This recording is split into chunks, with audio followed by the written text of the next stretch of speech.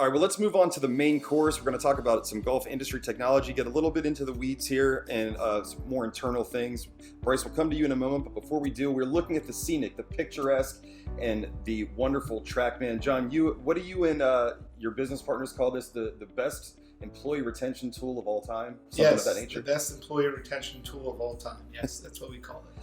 Before we dive into the new segment that you're bringing to the table here, talk a little bit about the Trackman. Easy to use, functional, works really well. It's a blast. It really is. It's precise, which is what I like about the tool. It does a great job of encapsulating the points in your swing, but it's also a lot of fun to play. We've enjoyed it here in the office.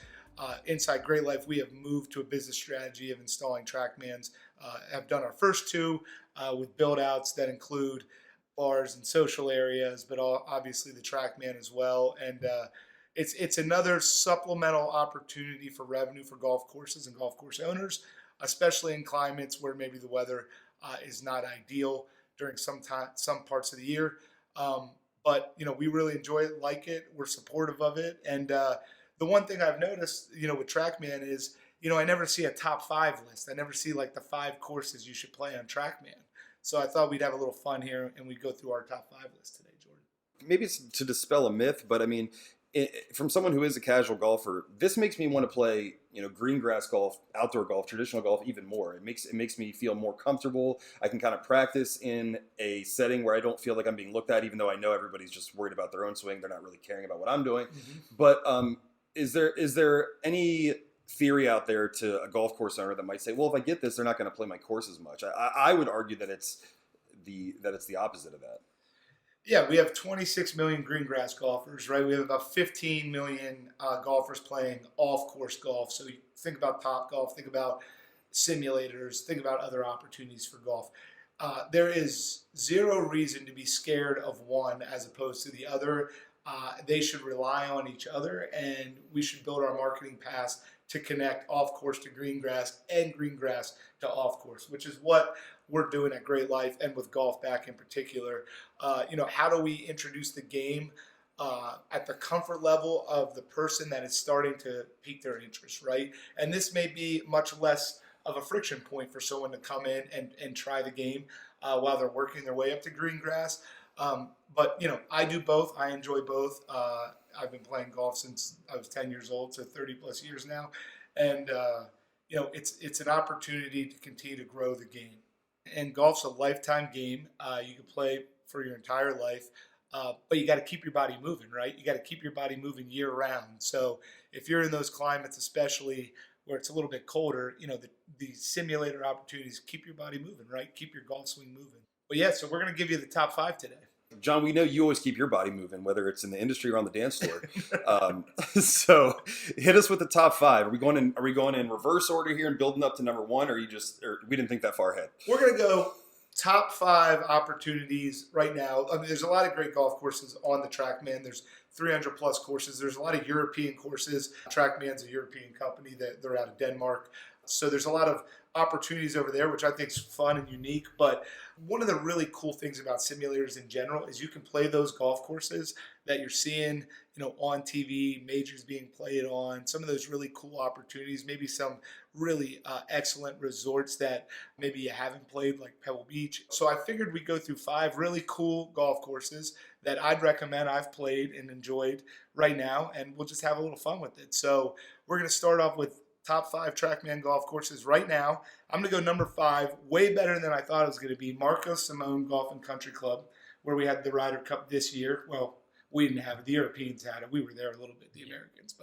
But played Marco Simone. Really fun. Much better on the Trackman than I was expecting. It's not the most visually appealing golf course I've ever seen on TV, but when you played it on the Trackman, there was a lot of nuances to the layout. I really enjoyed it. So number 5, Marco Simone's what I'm going with, Bryce. Got it.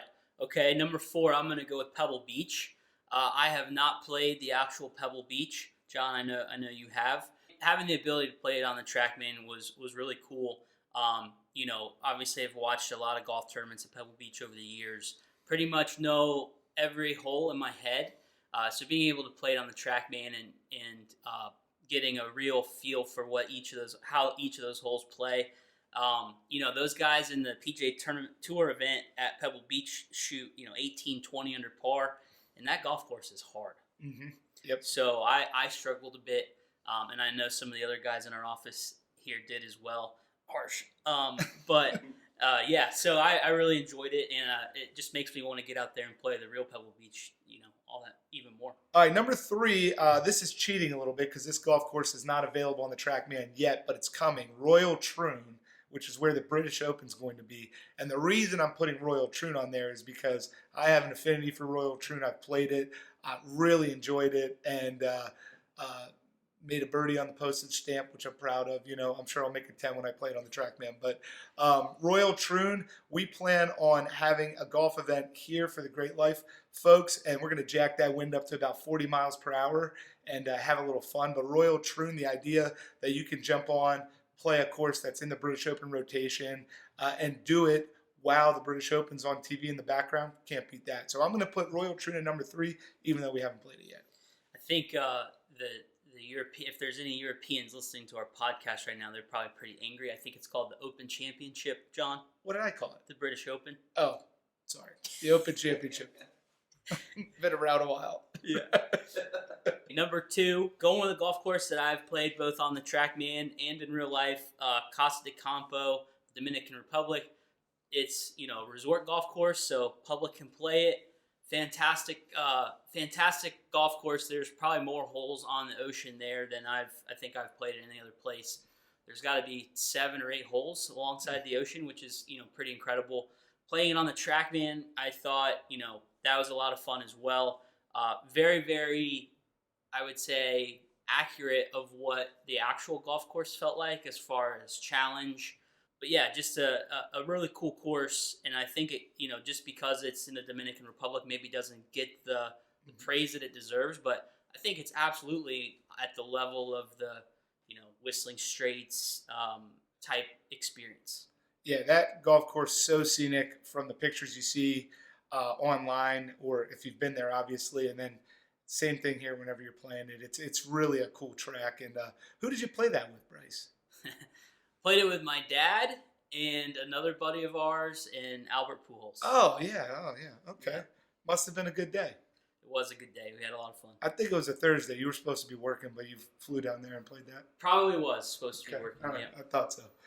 All right, last golf course. The course we're going to rank number 1 today in May is going to be Valhalla Golf Club, which is right behind us, which is where the PGA Championship will be in 2 weeks. I've loved this golf course since the mid-'90s when Mark Brooks and Kenny Perry was from Kentucky, doled it out for the PGA Championship. Fast forward to 99, you got Tiger Woods versus Bob May. I mean, this place has created great drama in majors. It's a great looking golf course, and on the Trackman, man, it plays great. And they just launched it right behind us here. I'd say go play Valhalla tomorrow if you got access to a Trackman. Great track. Really enjoyed it. I'm putting Valhalla number 1 today, but this is obviously a moving target. But so on our list, we got 2 major golf courses. We got an iconic resort. We got a golf course with some of the best oceanfront property you'll ever see down in Dominican Republic. And we got a Ryder Cup golf course. That's not a bad list, huh? It's a great list. Valhalla had a couple of Ryder Cups as well. You're right. Anthony Kim's coming out party. 2008, I think J.B. Holmes was running around. He was a Kentucky kid running around winning match points in 2008. Yeah, great place. Can't wait to watch the PGA Valhalla. Valhalla, very excited about the upcoming event. Do you guys know what Valhalla actually means, like in Norse mythology? No clue. It's like the battlefield where like the best warriors go when they die in battle. That's So kind of cool. yeah, it is pretty cool. Yeah, you never watched Vikings? Yeah, you never watched Thor? Love and Thunder? Come on.